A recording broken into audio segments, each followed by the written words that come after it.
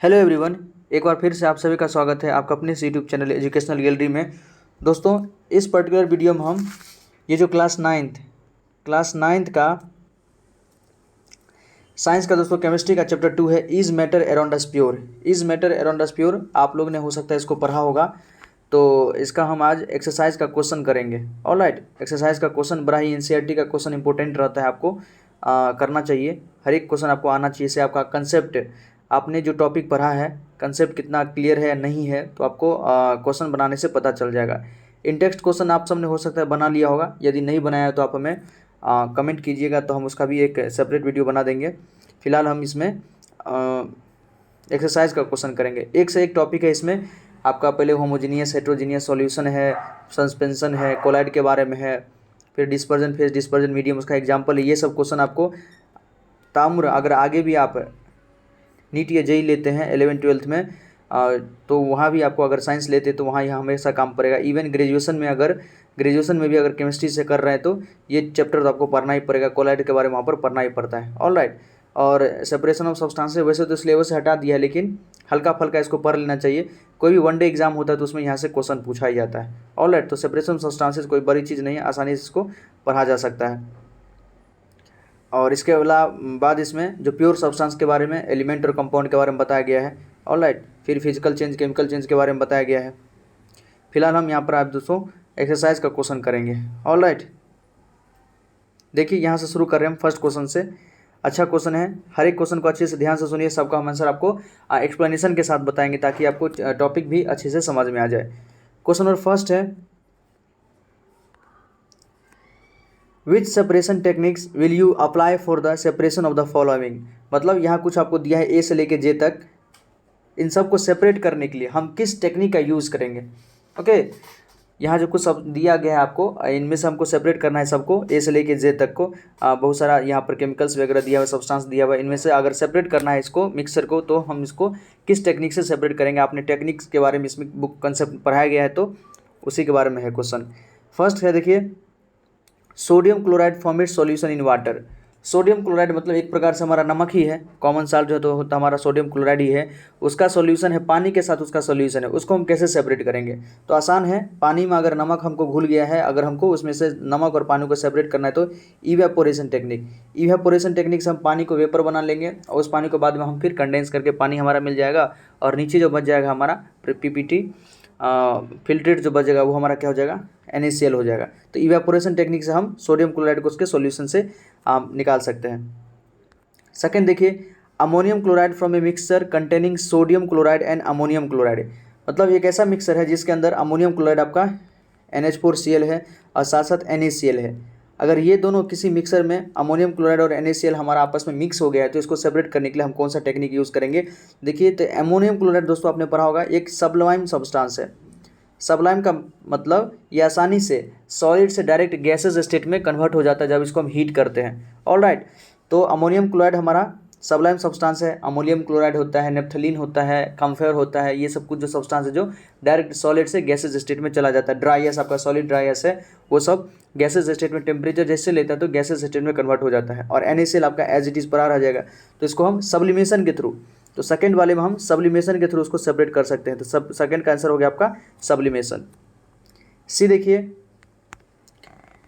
Small pieces of metal in the engine oil of A car. किसी car के engine oil में अगर metal का कुछ पीसेज चला गया है तो हम उसको कैसे सेपरेट करेंगे। तो ऑब्वियसली बात है, सारी चीज़ों को बाहर निकाल लीजिए, और उसको फिर फिल्ट्रेशन के थ्रू फिल्टर पेपर से उसको पास कराएंगे, तो क्या होगा, हमारा जो मेटल है फिल्टर पेपर पे एज ए इनसॉल्युबल बाहर आ जाएगा, क्योंकि वो वाटर के अंदर तो सॉल्युबल है नहीं। तो फिल्टर पेपर से मतलब फिल्ट्रेशन टेक्निक से हम इसको सेपरेट कर लेंगे। तो सी का आंसर हो गया फिल्ट्रेशन। डी देखिए, different pigment from extract flower petal. जो फ्लावर का पीटल होता है, पेटल यू नो ना, कलरफुल होता है, पेटल में अलग अलग कलर होता है, कई सारा कलर का उसमें कॉम्बिनेशन होता है, तो उसमें जो अलग अलग पिगमेंट है उसको हम कैसे सेपरेट कर सकते हैं। तो आपने इसमें पढ़ा होगा क्रोमेटोग्राफी टेक्निक के बारे में। क्रोमेटोग्राफी टेक्निक ही है, क्रोम का मतलब होता है कलर। ऑलराइट, तो क्रोमेटोग्राफी टेक्निक से हम क्या कर सकते हैं, उसका फिल्टर पेपर पे सबसे पहले उसको क्रश कर लेंगे, फिल्टर पेपर पे उसको डाल के, और इसमें जो टेक्निक बताया गया 3 सेंटीमीटर उसको पानी के अंदर वाटर के अंदर डालेंगे, तो जैसे ही वाटर के अंदर डालेंगे जो कलर है ऊपर धीरे धीरे चढ़ने लगेगा फिल्टर पेपर पर, और जो अलग अलग उसका पिगमेंट होता है सब अपने अलग अलग पिगमेंट अलग अलग कलर के ऊपर अलग अलग कलर में वो यहाँ पर सेपरेट हो जाएगा। ऑलराइट, तो इस प्रकार से हम क्रोमेटोग्राफी टेक्निक से हम पिगमेंट कलर के पिगमेंट को सेपरेट करने का तरीका क्या है, क्रोमेटोग्राफी। इंक को सेपरेट करने का तरीका, पेटल्स ऑफ फ्लावर जो है उसको सेपरेट करने का तरीका क्या है, तो हमारा क्रोमेटोग्राफी। ई देखिए, बटर फ्रॉम कर्ड। कर्ड में से अगर हमको बटर को सेपरेट करना है, तो कर्ड में से बटर को सेपरेट करना है, या मिल्क में से अगर हमको बटर को सेपरेट करना है, तो इसके लिए क्या है, सेंट्रीफ्यूगेशन। सेंट्रीफ्यूगेशन टेक्निक से उसको हम सेपरेट कर सकते हैं। एफ देखिए, ऑयल फ्रॉम वाटर। वाटर के अंदर दोस्तों मान लेते हैं पानी है, पानी के अंदर क्या हो गया, हमारा ऑयल मिक्स हो गया है, तो हम जानते हैं कि पानी का डेंसिटी ज़्यादा होता है, ऑयल का डेंसिटी कम होता है, तो ऑयल जो है ऊपर की तरफ तैरने लगेगा और पानी हमारा नीचे रहेगा। दोनों के बीच में एक सेपरेटिंग बाउंड्री होता है, तो इसको क्या करेंगे, हल्का से इसको झुका के डिकेंटेशन थ्रू के थ्रू, सबसे पहले तो इसको सेडिमेंटेशन होने देंगे, फिर डिकेंटेशन प्रोसेस के थ्रू। डिकेंटेशन क्या होता है ना, कि जो ऊपर जो हमारा सैंपल है उसको आसानी से किसी दूसरे कंटेनर में निकाल लीजिए, या इसका और अच्छा एग्जाम्पल हो सकता है इमिसिबल लिक्विड को, इमिसिबल जो इनसॉल्युबल लिक्विड है उसको सेपरेट करने का तरीका क्या है, तो सेपरेटिंग फनल। सेपरेटिंग फनल इस बुक में बताया गया कि सेपरेटिंग फनल के द्वारा उसको हम, सेपरेटिंग फनल इस प्रकार का एक हमारा एक कंटेनर होता है, उसमें क्या करेंगे, ऑयल और वाटर दोनों डाल देंगे, और नीचे जो यहाँ नॉब होता है स्टॉप कॉक से क्या करेंगे, धीरे धीरे इसको हम एक चीज़ को यहाँ से दोनों में से एक चीज़ को, एक सैंपल को हम निकाल लेंगे बाहर, तो इससे हमारा सेपरेट हो जाएगा। तो ऑयल को बाहर निकालने का तरीका या तो डिकेंटेशन प्रोसेस के थ्रू या आप सेडिमेंटेशन प्रोसेस के थ्रू सेपरेटिंग फनल से उसको निकाल सकते हैं। जी देखिए, T from leaves. Tea leaves from T, चाय में से चाय पत्ती को कैसे अलग करते हैं, तो ऑब्वियसली बात है टी स्टेनर जो होता है हमारा चाय छन्नी, तो फिल्ट्रेशन भी कह सकते हैं या टी स्टेनर से उसको हम कर सकते हैं। तरीका तो यही है फिल्ट्रेशन, चाहे उसके लिए हम चाय छन्नी यूज़ करें या कुछ और यूज़ करें, तो फिल्ट्रेशन टेक्निक का क्या नाम है, फिल्ट्रेशन।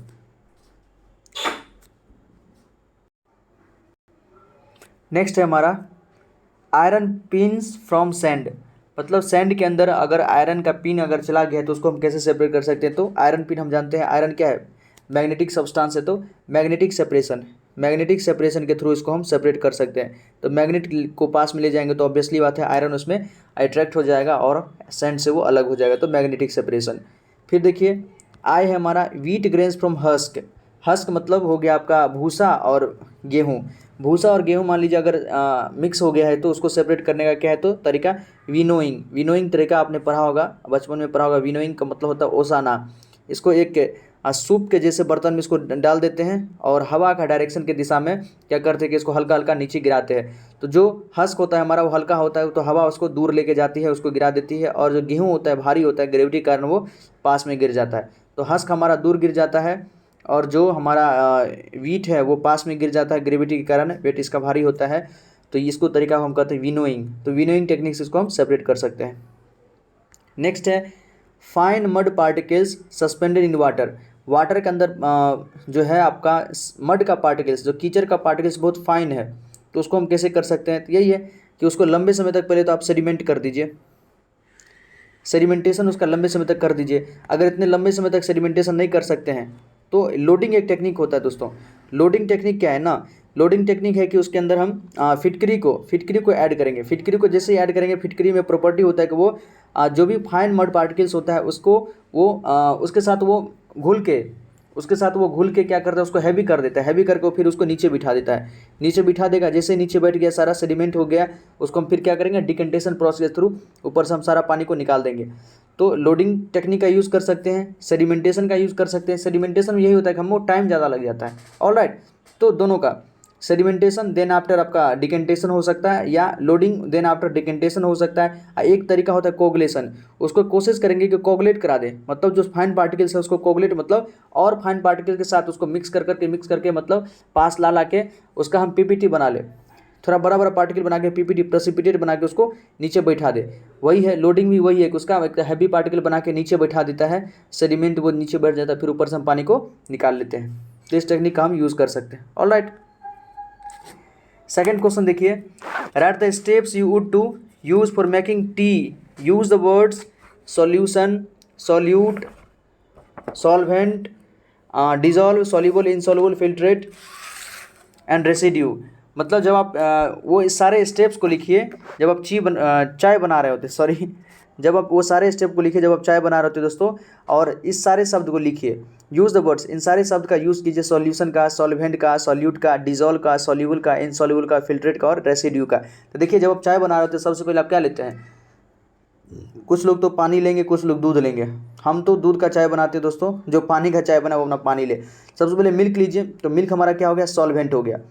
सबसे पहले मिल्क लेंगे, ये हमारा सॉल्वेंट हो गया। उसके अंदर चीनी ऐड करेंगे, चीनी हमारा क्या हो गया, सॉल्यूट हो गया है। ऑलराइट, और इसको बॉयल करेंगे, बॉयल करेंगे, इसका सॉल्यूशन तैयार होगा। ऑलराइट, तो हम देखिए सॉल्वेंट यूज़ कर लिए, सॉल्यूट यूज़ कर दिए, सॉल्यूशन यूज़ कर दिए। इसके बाद इसमें क्या करेंगे, हम चाय पत्ती डालेंगे, मतलब टी लीव्स डालेंगे, चाय पत्ती डालेंगे, चाय का पत्ती डालेंगे, टी लीव्स डाल दिए, फिर से उसको बॉयल करेंगे, चाय हमारा तैयार हो जाएगा, मतलब सॉल्यूशन हमारा तैयार हो जाएगा। फिर से और उस सॉल्यूशन को जब तैयार हो जाएगा फिर क्या करेंगे कि जो हमारा डिजोल्व, दोस्तों चीनी उसके अंदर डिजोल्व हो जाता है, तो डिजोल्व वर्ड का भी यहाँ यूज़ हो गया आपका। सॉल्वेंट, सॉल्यूशन, सॉल्यूट तो हम यूज़ कर चुके हैं। सॉल्यूबल, चीनी सॉल्यूबल होता है। फिर क्या करेंगे ना, उसको टी लीव्स को ऑब्वियसली बात है जब हम सर्व करेंगे उसमें से निकालेंगे, तो चाय को उसमें से निकालेंगे, कप में अंदर पॉर करेंगे, तो क्या करेंगे उसको फिल्टर, टी स्टेनर जो हमारा चाय छन्नी होता है उसका यूज़ करेंगे। तो चाय छन्नी में जो आप देखिएगा टी लीव्स ऊपर के अंदर रेसिड्यू के फॉर्म में रह जाता है, टी लीव्स जो रेसिड्यू के फॉर्म में रह जाएगा वो क्या हमारा इनसॉल्युबल है, और वही हमारा क्या हो जाएगा, रेसिड्यू। रेसिड्यू मतलब जो बच गया, तो जो टी स्टेनर में जो चाय छन्नी में जो हमारा बच जाता है चाय पत्ती का पार्ट, वो हमारा क्या हो गया, रेसिड्यू हो गया। और फिल्ट्रेट, नीचे जो कप के अंदर हमारा चाय चला गया वो क्या हो गया, हमारा फिल्ट्रेट हो गया है। तो इस प्रकार से हम पूरा स्टेप लिखेंगे और सारे स्टेप में बता देंगे कि हाँ सॉल्यूट क्या है, सॉल्वेंट क्या है, सॉल्यूशन क्या है, डिजोल्व कौन हुआ है, कौन इनसॉल्युबल है, कौन फिल्ट्रेट है, कौन रेसिड्यू है। ऑलराइट दोस्तों, ये आसान क्वेश्चन था, मतलब आपको ये जानवाने की कोशिश कर रहा है कि आप इन सारे शब्द को जानिए अच्छे से, क्योंकि इसी से क्वेश्चन बनेगा आगे फर्दर। थर्ड क्वेश्चन बड़ा इंपॉर्टेंट क्वेश्चन है, इसको ध्यान से देखिए। Pragya tested the solubility of 3 different substances at different temperature and collected the data as given below. Results are given in the following table as gram of substance dissolved in 100 gram of water to form a saturated solution। प्रज्ञा जो दोस्तों उसको solubility test करना है, ली है total 4 solution, यहाँ लिखा है 3 different substance. तो छोड़िए वो 4 जो है अलग अलग सब्सटेंस ली है जिसका उसको सॉल्युबिलिटी को चेक करना है, उसके डेटा को टेम्परेचर वेरिएशन पे देखिए, टेम्परेचर अलग अलग, कहीं 283 केल्विन है, कभी 293 केल्विन है, फिर 313 केल्विन है, 333, 353, मतलब अलग अलग टेम्परेचर 10 डिग्री सेल्सियस से लेकर, और ये आपका 353 हो गया आपका 73, 80, 10 डिग्री सेल्सियस से लेकर दोस्तों ये 80 डिग्री सेल्सियस तक, 10 से लेकर 80 डिग्री सेल्सियस तक उन्होंने चीज़ों को गर्म करवाई है, और तब जाके इसका वो टेस्ट कर रही है, सॉल्युबिलिटी को टेस्ट कर रही है। और अलग अलग जो डाटा है उसके बेस पे कुछ क्वेश्चन दिया गया है, आपको उसमें से जवाब देना है। एक बार पहले इसको डाटा को अच्छे से देख लें।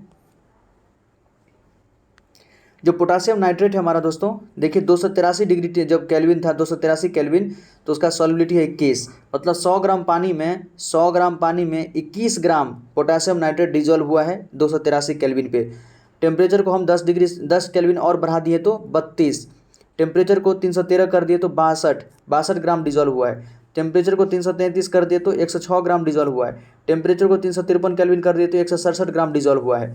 मतलब जैसे जैसे हम टेम्परेचर बढ़ा रहे हैं, दोस्तों, टेम्परेचर हम बढ़ा रहे हैं तो हमारा क्या हुआ है, सॉल्युबिलिटी भी बढ़ रहा है। ये आपने सॉल्युबिलिटी में पढ़ा भी होगा, solubility directly proportional to temperature, temperature बढ़ाने पर सॉल्युबिलिटी बढ़ता है और टेम्परेचर कम करने पर सॉल्युबिलिटी कम हो जाता है। तो पोटासियम नाइट्रेट का इस प्रकार से वेराई कर रहा है अलग अलग टेम्परेचर पे। उसी प्रकार से सोडियम क्लोराइड, देखिए ये हमारा NaCl होता है, सोडियम क्लोराइड कॉमन साल्ट है, ये 83 पर 36 है, 93 पर 36 है, 313 पर 36 है, 33 पे 37 है और 53 पे 37 है, मतलब बहुत कम का डिफरेंस है दोस्तों। मतलब 83 से जब 313 केल्विन गया है तो इसमें कुछ भी सॉल्युबिलिटी नहीं भरा है।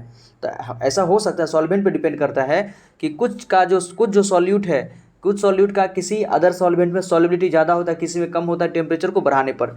तो इसका कम है, NaCl का कम है, पोटेशियम नाइट्रेट का बहुत ज़्यादा था, बहुत ज़्यादा का डिफरेंस आपको दिख रहा है। इसी प्रकार से पोटेशियम क्लोराइड है और अमोनियम क्लोराइड है, सबका अलग अलग टेम्परेचर सॉल्युबिलिटी दिया हुआ। आप क्वेश्चन देखिए first, what mass of potassium nitrate would be needed to produce a saturated solution of potassium nitrate in 50 gram of water at 313 kelvin. देखिए 313 केल्विन यहाँ पर है और पोटेशियम नाइट्रेट की बात कर रहा है। जब केल्विन हमारा 313 था, 313 केल्विन पर पोटेशियम नाइट्रेट 62 ग्राम डिजोल्व हुआ है। कितना में? सॉल्युबिलिटी की बात जब भी हम करेंगे तो 100 ग्राम पानी में, सॉलिबिलिटी के बाद जब भी होगा दोस्तों 100 ग्राम पानी में, इसके डेफिनेशन में ही किया है maximum amount of solute which can be dissolve in 100 gram of water या 100 gram of solvent. Maximum amount of solute which can be dissolve in 100 gram of solvent is called solubility of that solute. किसी भी solute का solubility 100 ग्राम में, 100 ग्राम solvent में कितना वो dissolve हुआ है वही उसका सॉलिबिलिटी होता है। तो 62 ग्राम पोटासियम नाइट्रेट डिजॉल्व है आपका 100 ग्राम पानी के अंदर, ठीक, क्योंकि पानी यहाँ पर बोला है ऊपर में। हमसे पूछा है कि 50 ग्राम पानी में 313 केल्विन पे कितना ग्राम पोटासियम नाइट्रेट डिजॉल्व होगा या उसका सॉल्युबिलिटी कितना होगा। तो देखिए 100 ग्राम में है 62, जब 100 ग्राम था पानी 100 ग्राम था तो वो 62 ग्राम पोटासियम नाइट्रेट डिजॉल्व हो रहा था। पानी जब 1 ग्राम होगा तो 62/100 ग्राम जो है हमारा सॉल्युबिलिटी होगा, और पानी जब 50 ग्राम होगा तो ये कितना हो जाएगा, इंटू 100 कर देंगे, इंटू 50 कर देंगे, तो 52 जा 100, 2 31, मतलब 31 ग्राम हमारा जो क्या पोटासियम नाइट्रेट इसके अंदर डिजॉल्व होगा। आई थिंक आपको समझ में आ गया होगा। सिंपल है कि 100 ग्राम पानी में 313 केल्विन पे 62 ग्राम पोटासियम नाइट्रेट डिजॉल्व है, तो 50 ग्राम पानी में 313 केल्विन पर हमारा कितना ग्राम पोटासियम नाइट्रेट डिजॉल्व होगा। तो जब पानी को आधा करेंगे तो ऑब्वियसली बात वो भी आधा हो जाएगा। पानी को 100 से 50 किए तो ये भी 62 से 31 हो जाएगा, आसान है।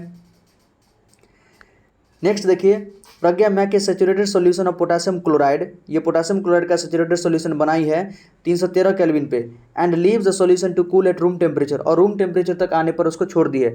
मतलब 313 केल्विन पे उन्होंने प्रज्ञा ने क्या किया है कि पोटासियम क्लोराइड का सेचुरेटेड सॉल्यूशन तैयार की है और फिर उसको बाद में रूम टेम्परेचर पर उसको ठंडा होने के लिए छोड़ दी है। 313 केल्विन आप निकालिए तो ये लगभग 60 डिग्री सेल्सियस के आसपास होता है दोस्तों, और रूम टेम्परेचर हमारा होता है कितना, 20 डिग्री सेल्सियस, 20 डिग्री सेल्सियस मतलब 60 डिग्री तक गर्म की थी, सेचुरेटेड सॉल्यूशन बनाई और फिर बाद में उसको ठंडा होने के लिए छोड़ दी, तो 20 डिग्री सेल्सियस पे आके वो देख रही है कि अब हमारे सॉल्यूशन के साथ क्या हुआ है। What would she observe as the solution cools, जब कोई सॉल्यूशन ठंडा होगा तो क्या होगा। देखिए पोटासियम क्लोराइड यहाँ है, पोटासियम क्लोराइड दोस्तों ये हमारा पोटासियम क्लोराइड है 353 केल्विन में, 353 केल्विन में 54 ग्राम डिजॉल्व है पोटासियम क्लोराइड, और हमसे पूछ रहा है कि 20 डिग्री सेल्सियस पे, रूम टेम्परेचर मतलब 20 डिग्री सेल्सियस के आसपास मान लेते हैं, तो 20 डिग्री सेल्सियस मतलब 293 केल्विन, ये हो गया हमारा 35 ग्राम, तो 35 ग्राम ही डिजॉल्व होगा। जब हम 54 से ठंडा करेंगे 353 से 293 पर लाएंगे दोस्तों, ऑब्वियसली बात है 353 पर हमारा 54 ग्राम डिजॉल्व था, क्योंकि टेम्परेचर बढ़ाने पर सॉलिबिलिटी बढ़ता है, टेम्परेचर यहाँ कम कर दिए तो सॉलिबिलिटी तो 35 ही होना चाहिए ना। तो एक्स्ट्रा जो 19 ग्राम जो डिजॉल्व है, जो टेम्परेचर बढ़ाने पे डिजॉल्व हुआ है 19 ग्राम, ये कहाँ जाएगा, ये पीपीटी के फॉर्म में बाहर आ जाएगा, प्रेसिपिटेट बन जाएगा। ऑलराइट, ये बाहर में हमारा कोगुलेट कर जाएगा, क्रिस्टलाइज हो जाएगा, इसका क्रिस्टल फॉर्म हो जाएगा बाहर में, याद रखिएगा इसका क्रिस्टल बन जाएगा। जैसे बतासा बनाते हुए आपने कभी देखा होगा, क्या करता है, चीनी को बहुत ज़्यादा हाई टेम्परेचर पर गर्म करता है और डिजॉल्व करते जाता है, टेम्परेचर बढ़ाते जाता है, मतलब हीट देते रहता है, चीनी उसके अंदर ऐड करते रहता है, चीनी डिजॉल्व होते जाता है।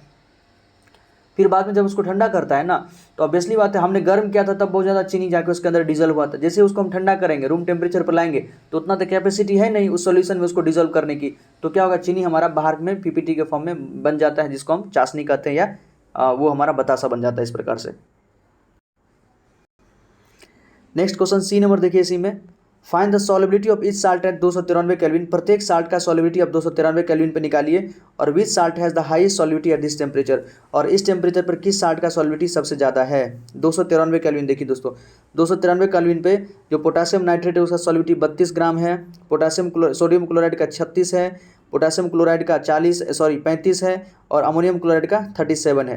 तो 293 केल्विन पे अलग अलग साल्ट का सॉलिबिलिटी अलग अलग हमको दिया हुआ है, और साथ साथ ये भी पूछा है कि सबसे ज़्यादा किसका है। तो देखिए 293 केल्विन पे सबसे ज़्यादा किसका है, 37 है, किसका, अमोनियम क्लोराइड का, तो आंसर इसका ये हो जाएगा अमोनियम क्लोराइड। डी है, what is the effect of change of temperature on the solubility of A salt. अभी देखे हैं टेम्परेचर बढ़ाने पर सॉलिबिलिटी हमारा बढ़ता है, टेम्परेचर बढ़ाने पर सॉलिबिलिटी बढ़ता है, मतलब कह सकते हैं कि सॉलिबिलिटी जो है टेम्परेचर के डायरेक्टली प्रोपोर्शनल है, सॉलिबिलिटी टेम्परेचर के डायरेक्टली प्रोपोर्शनल है। इसका जीता जागता एग्जांपल आपका यहाँ दिखा है, पोटासियम नाइट्रेट में 283 केल्विन मतलब 10 डिग्री सेल्सियस लेके अगर टेम्परेचर को 80 डिग्री तक ले गया है तो सॉलिबिलिटी देखिए कहाँ 21 से 167 ग्राम हो गया है, तो बहुत ज़्यादा बढ़ जाता है, टेम्परेचर बढ़ाने पर सॉलिबिलिटी बढ़ जाता है। किसी किसी का बढ़ता है, किसी किसी का हल्का बढ़ता है, किसी का ज़्यादा बढ़ता है, किसी का कम बढ़ता है। जैसे NaCl का देखिए बहुत कम बढ़ा है, 1 ग्राम से ही बढ़ा है। पोटेशियम क्लोराइड का 35 से 54 हो गया, 19 ग्राम बढ़ा है। अमोनियम क्लोराइड का 24 से 66 हो गया है, ये भी बढ़ा है दोस्तों। तो किसी किसी का ज़्यादा बढ़ता है, किसी किसी का कम बढ़ता है, लेकिन टेम्परेचर बढ़ाने पर बढ़ेगा, नो डाउट। अब 4th नंबर क्वेश्चन देखिए, explain the following giving example. इन सबको एक्सप्लेन करना एग्जांपल देते हुए। सैचुरेटेड सॉल्यूशन क्या होता है? तो ऐसा सॉल्यूशन जिसमें हम a solution in which no more solute can be added at a particular temperature, किसी खास टेम्परेचर पर जिसमें हम ज़्यादा सॉल्यूट को ऐड नहीं कर सकते हैं, उस सॉल्यूशन को क्या कहेंगे? सैचुरेटेड सॉल्यूशन कहेंगे। बड़ा ही आसान है। जैसे शुगर और वाटर को जो दोस्तों हम पानी के अंदर हम चीनी को जब ऐड करते रहते हैं तो पानी सब शुरुआत में क्या होगा कि चम्मच बाय चम्मच हम क्या करेंगे? स्पून बाय स्पून उसके अंदर चीनी ऐड करेंगे, तो चीनी ऐड होते रहता है। लेकिन एक ऐसा टाइम आएगा रूम टेम्परेचर पे, एक ऐसा टाइम आएगा, देखिएगा अब चीनी कितना भी आप डाल रहे हैं, चीनी नीचे पीपीटी के फॉर्म में चीनी नीचे बैठ जा रहा है, चीनी सॉल्युबल नहीं हो रहा है। इसका मतलब ये हमारा सैचुरेटेड सॉल्यूशन बन चुका है। अब जो चीनी सॉल्युबल नहीं हो रहा है, इसका मतलब हमारा सैचुरेटेड सॉल्यूशन बन चुका है। वो जो सॉल्यूशन था उसका कैपेसिटी उतना ही था। इसके बाद आप जितना भी चीनी ऐड कीजिएगा वो उसमें सॉल्युबल नहीं होगा। हाँ, आपको और सॉल्युबल कराना है तो उसको हीट टेम्परेचर को बढ़ाना पड़ेगा, तो टेम्परेचर बढ़ाने से सॉल्युबिलिटी बढ़ जाएगी। तो वही है कि किसी खास टेम्परेचर पर किसी किसी सॉल्वेंट में कितना ज़्यादा हम सॉल्यूट को ऐड कर सकते हैं, वो उसका क्या कहलाता है? Saturated solution. या जब हम उसमें और ज़्यादा ऐड नहीं कर सकते उसी को हम क्या कहते हैं? Saturated solution. प्योर सब्सटेंस क्या होता है? A substance which is made of single type of particle, जो एक ही प्रकार के पार्टिकल का बना हो उसको हम क्या कहेंगे? Pure substance. जितना भी एलिमेंट है, जितना भी कंपाउंड है आपका, ये सब क्या है? प्योर सब्सटेंस है। वाटर क्या आपका प्योर सब्सटेंस है, ऑक्सीजन क्या है? प्योर सब्सटेंस है। एलिमेंट कंपाउंड जो हो गया हमारा प्योर सब्सटेंस है। कोलाइड दोस्तों, कोलाइड क्या होता है? तो कोलाइड एक हेट्रोजीनियस मिक्सर है। देखने में भले ही होमोजीनियस लगे लेकिन एक्चुअली होता है ये हेट्रोजीनियस मिक्सर होता है। टिंडल इफेक्ट शो करता है। पार्टिकल का साइज बहुत छोटा होता है, नेकेड ऐसे इसको हम नहीं देख सकते, लेकिन ये इतना बड़ा होता है कि लाइट को आसानी से स्कैटर कर दे। टिंडल इफेक्ट ये शो करता है। पार्टिकल का साइज 1 से 100 नैनोमीटर के बीच में होता है। ये सब चीज़ों को हम लिख सकते हैं। सॉल्युबल फिल्टर पेपर से तो ये क्या करेगा? आराम से पास हो जाएगा। लेकिन जो सेमी परमेबल मेम्ब्रेन होता है, सेमी परमेबल मेम्ब्रेन से इसको हम सेपरेट नहीं कर सकते हैं, और फिल्टर पेपर से ये आसानी से नीचे निकल जाएगा। इतना छोटा होता है कि फिल्टर पेपर से पास हो जाता है। सेमी परमेबल मेम्ब्रेन इसको पार्टिकल्स को पकड़ लेती है। फिर है सस्पेंशन भी क्या? हेट्रोजीनियस मिक्सर है। सस्पेंशन आपका हेट्रोजीनियस मिक्सर है। उसमें जो सॉलिड पार्टिकल्स होता है पानी के अंदर जो है सॉल्यूशन के अंदर डिजॉल्व नहीं होता, ऐसे ही सस्पेंडेड रहता है। कह सकते हैं कि इसकी स्टेबिलिटी, ये स्टेबल पानी के अंदर ही स्टेबल रहता है, नीचे पूरा डिजॉल्व नहीं होता है, सेटल हो जाता है नीचे। आसानी से इसके पार्टिकल को हम नेक्ड आई से इसको देख सकते हैं। और क्या कहते हैं? टिंडल इफेक्ट ये भी शो करता है। एग्जाम्पल इसका हो गया सैंड। पानी के अंदर अगर सैंड मिला देते हैं, पानी के अंदर चॉक पाउडर मिला देते हैं, वो क्या हमारा सस्पेंशन का एग्जाम्पल है। कोलाइड में एक और खास बात कि कोलाइड में जो भी हम बात करते हैं उसमें एक डिस्पर्जन फेज होता है, दूसरा डिस्पर्जन मीडियम होता है। डिस्पर्जन फेज, दूसरा डिस्पर्जन मीडियम। डिस्पर्जन मीडियम एक प्रकार से सॉल्वेंट के जैसे होगा, जिसके अंदर डिस्पर्जन फेज जो सॉल्यूट है डिजॉल्व होता है। जैसे इमल्सन के बारे में आपने पढ़ा होगा। इमल्सन क्या है? लिक्विड के अंदर लिक्विड का मिक्सर। लिक्विड के अंदर लिक्विड का मिक्सर को इमल्सन कहते हैं। तो हो गया हमारा मिल्क एग्जाम्पल हो गया, ब्लड हो गया इसका एग्जाम्पल, क्लाउड होता है हमारा, फॉग होता है, ये सब क्या हमारा क्लाउड का कोलाइड का ही एग्जाम्पल है। नेक्स्ट है classify each of the following as homogeneous और हेट्रोजीनियस मिक्सर। इसमें से कौन होमोजीनियस है कौन हेट्रोजीनियस है उसको आपको क्लासीफाई करना है। तो देखिए, सोडा वाटर हमारा होमोजीनियस है, वुड हमारा हेट्रोजीनियस है, एयर होमोजीनियस है, सॉइल हेट्रोजीनियस है, विनेगर होमोजीनियस है, फिल्टर्ड जो चाय हम छान लिए हैं कप के अंदर आ गया वो हमारा क्या होगा? होमोजीनियस होगा। तो होमोजीनियस हेट्रोजीनियस को आसानी से यहाँ पर हम सेपरेट कर सकते हैं। 6 है how would you confirm that a colourless liquid given to you is a pure water. आपको कोई कलरलेस लिक्विड दिया गया है, कलरलेस मतलब ऐसा लिक्विड जिसमें कोई कलर नहीं हो, तो कैसे पता कीजिएगा वो आपका प्योर वाटर है? तो आपने फर्स्ट चैप्टर में पढ़ा होगा कि प्योर वाटर का जो बॉइलिंग पॉइंट होता है दोस्तों वो कितना होता है? 100 डिग्री सेल्सियस। प्योर वाटर का बॉइलिंग पॉइंट 100 डिग्री सेल्सियस होता है। तो उसको हम बॉयल करके देखेंगे। अगर शार्प 100 डिग्री सेल्सियस पे बॉयल होना स्टार्ट हो गया है या बॉयल हो रहा है तो वो क्या हो गया? हमारा प्योर वाटर होगा। अगर उसके अंदर कुछ भी इम्प्योरिटी होगा तो उसका बॉइलिंग पॉइंट बढ़ जाएगा। ऑलराइट, तो हम ऐसे पता कर सकते हैं उसको हीट करके उसके बॉइलिंग पॉइंट से। 7th है which of the following materials fall in this category as a pure substance. यहाँ कुछ मटेरियल दिया है, इसमें से आपको बताने कि कौन इसमें से प्योर है कौन इम्प्योर है। बस हम प्योर निकाल लेंगे। तो आइस दोस्तों ये प्योर क्या है? H2O कंपाउंड है ना, पानी ये कंपाउंड है, कंपाउंड एलिमेंट और कंपाउंड अपने आप में प्योर है, तो ये हमारा प्योर हो गया। आइस आपका प्योर है। मिल्क तो आपका इमल्सन क्या होता है? कोलाइडल सॉल्यूशन जो कि हेट्रोजीनियस मिक्सर होता है, तो ये नहीं होगा हमारा प्योर। आयरन एलिमेंट है, ये प्योर है। हाइड्रोक्लोरिक एसिड, देखिए हाइड्रोक्लोरिक एसिड की बात जब भी करेंगे ना तो पानी के अंदर ही एसिड अपना प्रॉपर्टी शो करता है। HCl प्लस वाटर, तो HCl प्लस वाटर एक प्रकार से क्या हो गया? होमोजीनियस मिक्सर हो जाता है। ये हमारा प्योर सब्सटेंस नहीं हुआ। Calcium oxide CaO, calcium oxide क्या होता है आपका? Ca होता है कैल्शियम ऑक्साइड, ये आपका प्योर सब्सटेंस है, कंपाउंड है। मरकरी आपका क्या एलिमेंट है? ये आपका प्योर सब्सटेंस है। ब्रिक वुड आपका क्या हो गया दोस्तों? ब्रिक वुड हो गया या एयर हो गया, ये सब आपका मिक्सर है। क्या है? तो मिक्सर है। नेक्स्ट है identify the solution among the following mixer. इस जो मिक्सर में से हमको सॉल्यूशन को सेपरेट करना है, आइडेंटिफाई करना है। तो देखिए soil, identify the solutions among the following mixer. Soil तो क्या है, मिक्सर है। सी वाटर हमारा क्या है दोस्तों, सी वाटर हमारा सॉल्यूशन है। एयर होमोजीनियस मिक्सर होता है तो ये भी एक सॉल्यूशन ही है। कोल हमारा मिक्सर है, सोडा वाटर हमारा सॉल्यूशन है। ऑलराइट, 9th है which of the following will show Tyndall effect. Tyndall effect कौन शो करेगा, तो जो आपका क्या कोलाइडल होगा या सस्पेंशन होगा।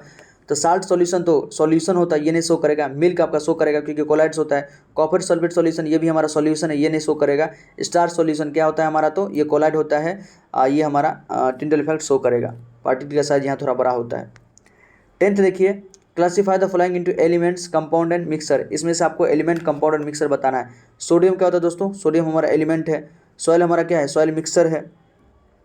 शुगर सॉल्यूशन भी क्या है, मिक्सर है, होमोजीनियस मिक्सर है। सिल्वर हमारा एलिमेंट है। कैल्शियम कार्बोनेट आपका कंपाउंड है। टिन क्या आपका एलिमेंट है। सिलिकॉन क्या आपका एलिमेंट है। ये सब आसान क्वेश्चन है। Next coal,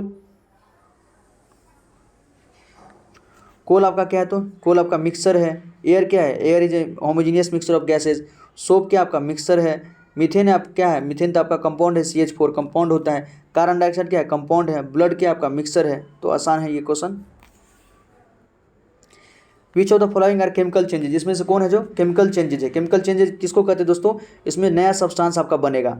A change in which new substances are found. New substance जिसमें बनेगा वो हमारा केमिकल चेंज हो सकता है। ऑलराइट, ये परमानेंट चेंज होता है, परमानेंट होता है। रिवर्सिबल, ये इरिवर्सिबल जिसको कहते हैं, रिवर्सिबल नहीं होगा, इरिवर्सिबल। एक बार अगर हो गया तो वो हो गया, इरिवर्सिबल होता है। और साथ ही साथ इसमें जो है हमारा कलर वगैरह सब भी चेंज होता है। अगर सब्सटेंस नया कुछ बनाए तो इसमें कलर वगैरह भी चेंज होता है। ये उसकी कुछ प्रॉपर्टीज को हम जान सकते हैं, इससे नया सब्सटेंस बनता है। सबसे पहले द ग्रोथ ऑफ प्लांट बिल्कुल केमिकल चेंज है। Rusting of iron chemical change है। कुकिंग ऑफ फूड आपका केमिकल चेंज है। Digestion of food chemical change है। और बर्निंग ऑफ कैंडल ये आपका केमिकल चेंज है। तो ये सब कुछ केमिकल चेंज है। इसके अलावा जो है आपका ये mixing of iron filling and sand ये फिजिकल चेंज है। नया चीज़ कुछ नहीं बनता। फ्रीजिंग वाटर आपका फिजिकल चेंज है। तो ये सब हमारा केमिकल चेंज है। तो ये सब कुछ इंपॉर्टेंट क्वेश्चन दोस्तों इसके एक्सरसाइज से था। मैटर इन आवर सराउंडिंग से आपको कैसा लगा प्लीज़ कमेंट सेक्शन में बताइएगा। और हमारे इस वीडियो को लाइक कीजिए, चैनल को सब्सक्राइब कीजिए ताकि नया जो भी कंटेंट आपके लिए बने आप उसको अच्छे से देख पाएँ, समझ पाएँ। और कोई क्वेरी हो तो ज़रूर बताइएगा कमेंट सेक्शन में आपको कैसा लगा। प्लीज़ कोई कमेंट कीजिएगा कि आपको कैसा लगा। कुछ भी आपको अपना फीडबैक जरूर दीजिए ताकि हम उसको अगर है तो इम्प्रूव करने की आवश्यकता पड़ी तो हम उसको और इम्प्रूव करेंगे। ओके दोस्तों, कोई क्वेरी तो जरूर बताइएगा कमेंट सेक्शन में। धन्यवाद, जय हिंद।